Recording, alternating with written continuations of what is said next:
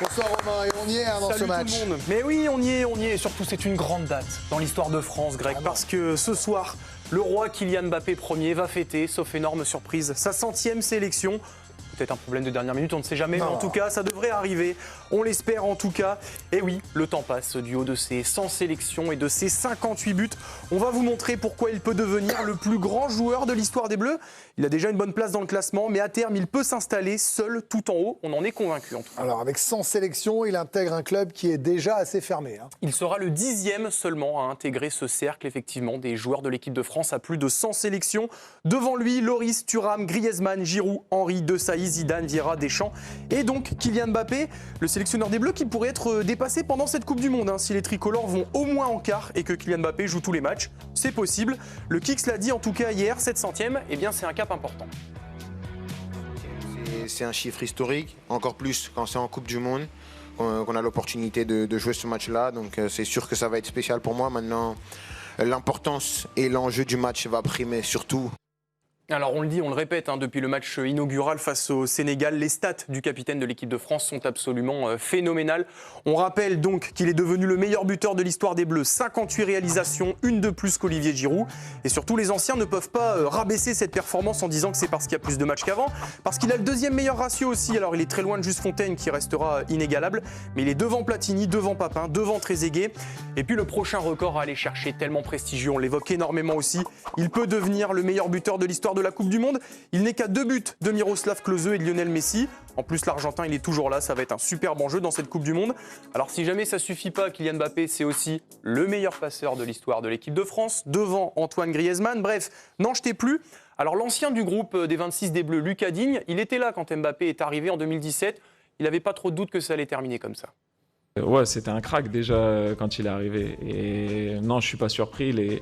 Il est programmé depuis qu'il est tout petit dans sa mentalité, dans le travail qu'il effectue au quotidien. Et non, je lui souhaite de continuer comme ça et je pense qu'il va battre pas mal de records. Et finalement, le plus effrayant, c'est qu'il n'a que 27 ans. C'est pour ça que c'est aussi évident qu'il peut, et même qu'il va, à mon avis, devenir le plus grand joueur de l'histoire de l'équipe de France. En fait, il est à peu près qu'à la moitié de sa carrière internationale, finalement. Il dispute cette année sa 3e Coupe du Monde, et franchement, on peut estimer à coup sûr qu'il en a encore au moins une à jouer, ça paraît évident. Il aura 31 ans en 2030. Peut-être 2, il aura 35 ans en 2034, c'est possible. Et pourquoi pas 3, 39 ans en 2038. Lionel Messi et CR7 sont en train de le faire, par exemple. Bon, Mbappé, il a quand même calmé un petit peu le jeu par rapport à tout ça hier en conférence de presse. Attention, c'est très furtif. Je ne serai pas à 40 ans, vous m'aurez chassé avant. Non, je ne me projette pas. Bon, alors c'est presque surprenant, je trouve, comme déclat, quand on connaît sa soif de titres et de records. Alors avec Arthur Girand et Baptiste Vautier, on a trouvé une archive, c'était lors du Ballon d'Or 2018. Il avait 19 ans, lui, il s'est jamais fixé de limite. Et là, on lui avait demandé s'il pensait que c'était possible de réaliser le doublé Trophée Copa, donc de meilleur jeune et Ballon d'Or. Mais voilà, je vais travailler pour. Je pense que voilà, je considère qu'aucun défi n'est trop grand. Il faut toujours se donner les moyens. Et donc je vais me donner les moyens pour pourquoi pas essayer d'y parvenir. Alors, de toute façon, ça fait longtemps qu'il a été adoubé par les plus grands. Disons que quand vous n'avez même pas 20 ans et que vous avez le roi Pelé qui tweet sur vous, a priori, c'est quand même plutôt bon signe.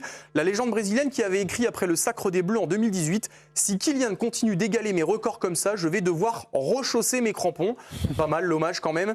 Et puis à l'étranger, globalement, on est dithyrambique envers Mbappé. On insiste aussi sur son rayonnement, par exemple sur le plateau des Américains d'ESPN, c'était après France-Sénégal. He's adored by the younger generation the same way like Ronaldo's and Messi's are.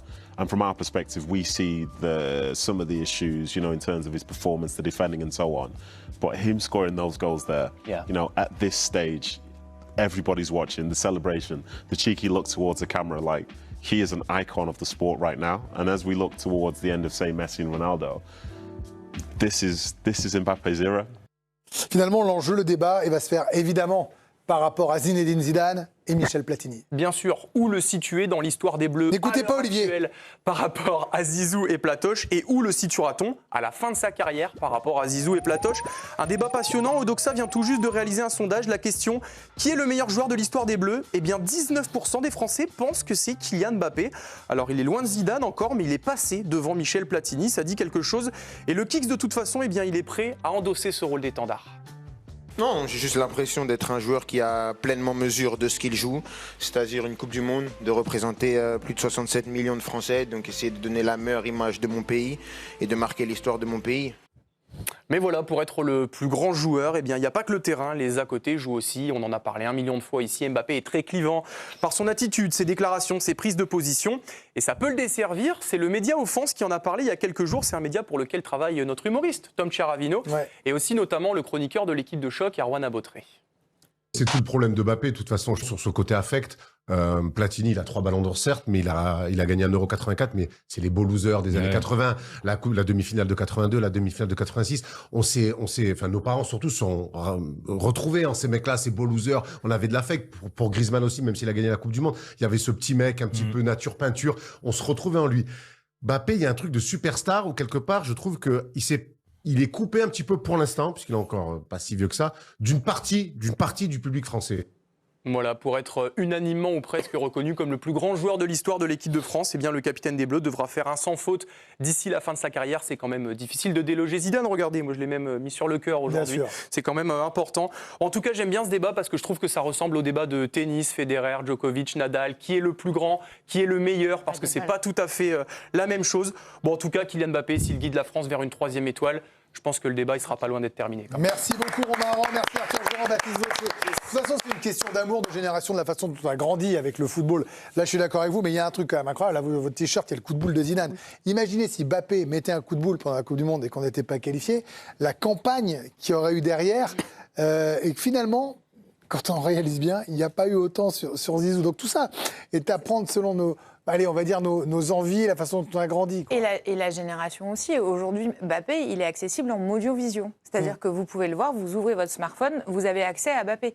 Il arrive dans votre salon beaucoup 2006, plus facilement. pas vraiment. Ben non, et l'époque Zidane et Platini, et c'est pour ça, je pense que les sondages sont aussi biaisés, mais par rapport à l'accessibilité que ces stars-là avaient auprès de tout le monde. Mais de toute façon, ils ont des comptes Instagram, ils ont des réseaux sociaux, ce qu'ils n'avaient pas Zidane ou Platini. Et donc, et puis même, voilà, la diffusion, on sait qu'en plus, Mbappé a un aura international. Il y a aussi tout ce qui est marketing, publicité autour des joueurs. Donc forcément, il a un step d'avance, mais parce que on ne se base pas aussi sur la même génération, les mêmes médias, le même accès. Commence à dater aussi, forcément, Platini. Enfin, il y a de moins en moins de gens qui l'ont vu à son prime et tout. Mais non, mais c'est vrai. Attention, non, mais c'est vrai. Attention, attention. Ce que je dis est factuel. Non, mais il a totalement. Et vous savez, on en parle des fois avec Michel. Il n'y a aucun souci là-dessus.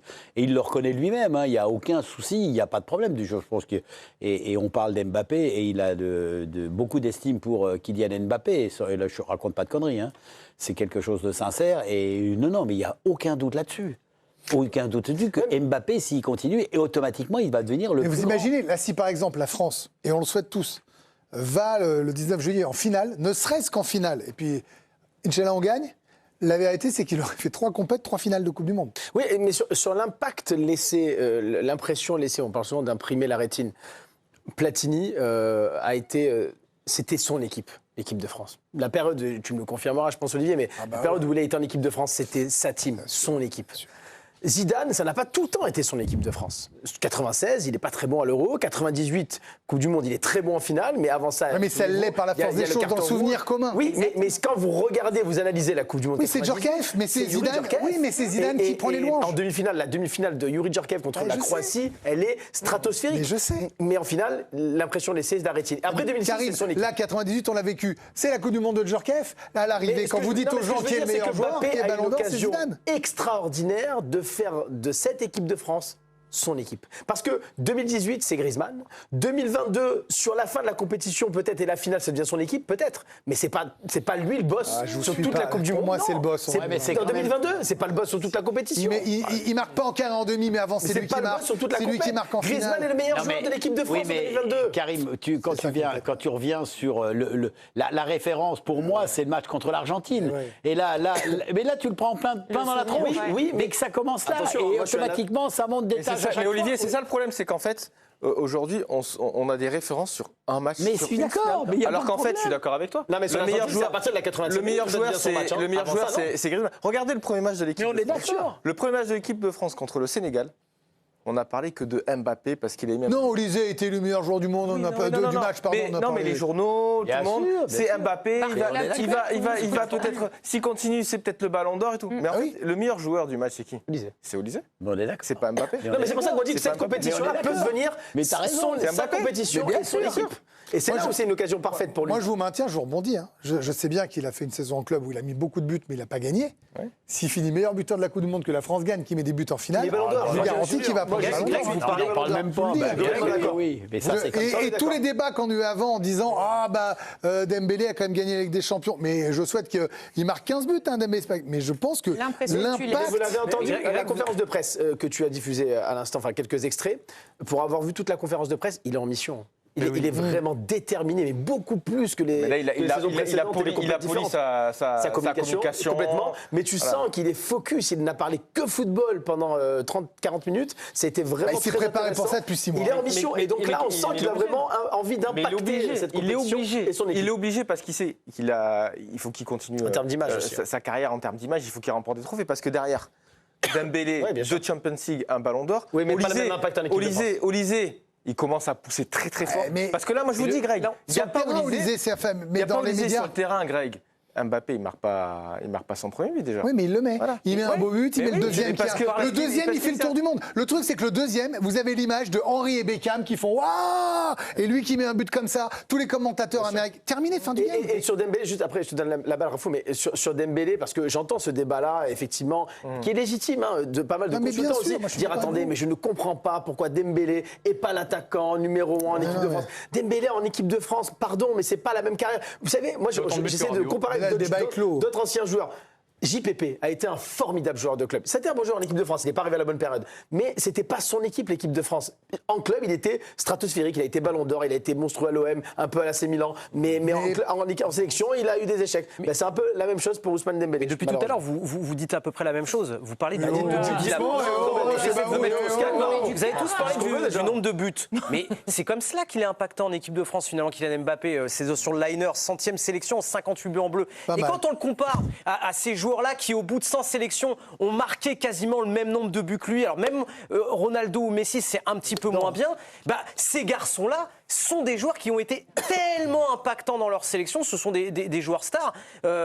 Voilà, c'est son nombre de buts qui font que Oui, parce Mbappé qu'après, aujourd'hui, ce joueur-là. C'est une sensibilité de tout le monde et surtout de jeu. C'est-à-dire que vous avez un joueur comme Messi et Cristiano Ronaldo. On les a toujours comparés et tout. Un Cristiano Ronaldo, c'est le buteur, c'est celui qui, quand il est parti de Manchester, a délaissé un peu le côté percussion, drill pour devenir un vrai tueur et un vrai buteur. Alors qu'un Lionel Messi, il sait tout faire, le mec. Et c'est pour ça que pour moi, il est beaucoup plus impactant et que ces joueurs-là méritent beaucoup plus. Mais là, on est sur la sensibilité personnelle. Exactement, mais je vous parle parle du de ma meilleur joueur de sensibilité personnelle. Et un mec comme Messi, il est capable de faire des passes décisives, il est capable de marquer des buts, il est capable d'amener tout le monde avec lui. Oui. Et là, Kylian Mbappé, il a un tournant de sa carrière où durant cette Coupe du Monde, il va falloir qu'il emmène vraiment tout le monde avec Ça lui. devienne son équipe. Alors justement, c'est intéressant, vous allez réagir aussi à ça. Dans notre édition du jour, Très bonne Bichente édition. Lizarazu rappelle l'importance capitale de Mbappé et ne comprend pas la dureté des critiques. D'abord, il nous explique.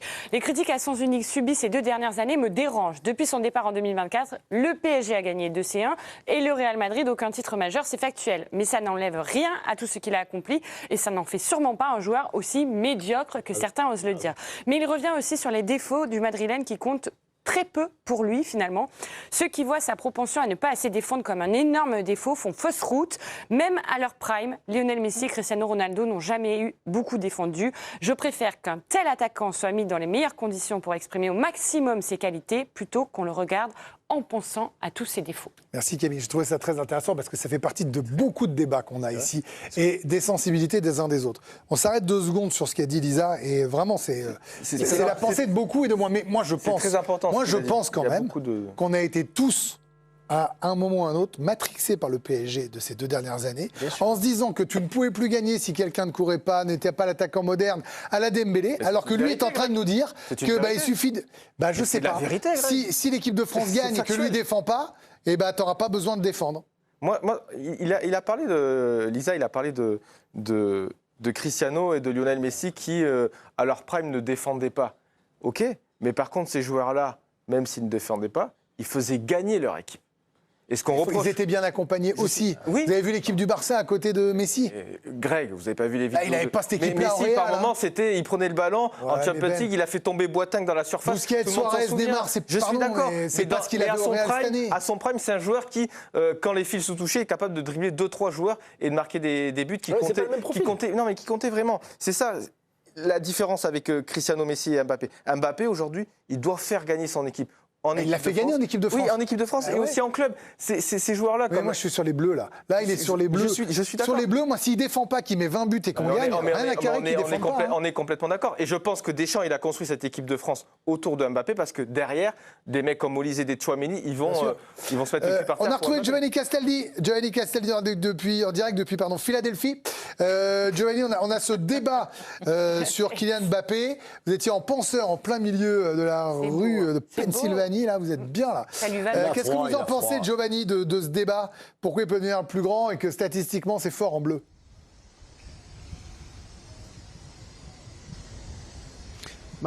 Déjà, quand on met Messi et Mbappé dans la même phrase, moi j'ai toujours un peu de mal.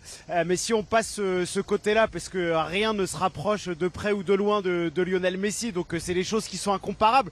Moi, ce que je peux constater, Greg, ici aux US, c'est que déjà la popularité de Kylian Mbappé, elle est absolument ahurissante. Toutes les personnes qu'on croise dans la rue, qui nous demandent d'où on vient, on dit la France, les gens crient Mbappé. Il a une cote d'amour à l'étranger qui est absolument incroyable. En France, il est extrêmement clivant, non pas pour ses performances footballistiques, parce que c'est un joueur énorme, très fort en équipe de France. Greg, vous avez raison d'insister, il est phénoménal, il marque tout le temps, il n'y a rien à dire. En revanche, ce qu'on lui reproche, c'est sa communication, parfois sa personnalité, sa manière d'être. Il y a un vrai débat entre Mbappé, le footballeur, et Mbappé de ce qu'on perçoit de sa personnalité. Et je pense que c'est ça qui dérange plus que le footballeur.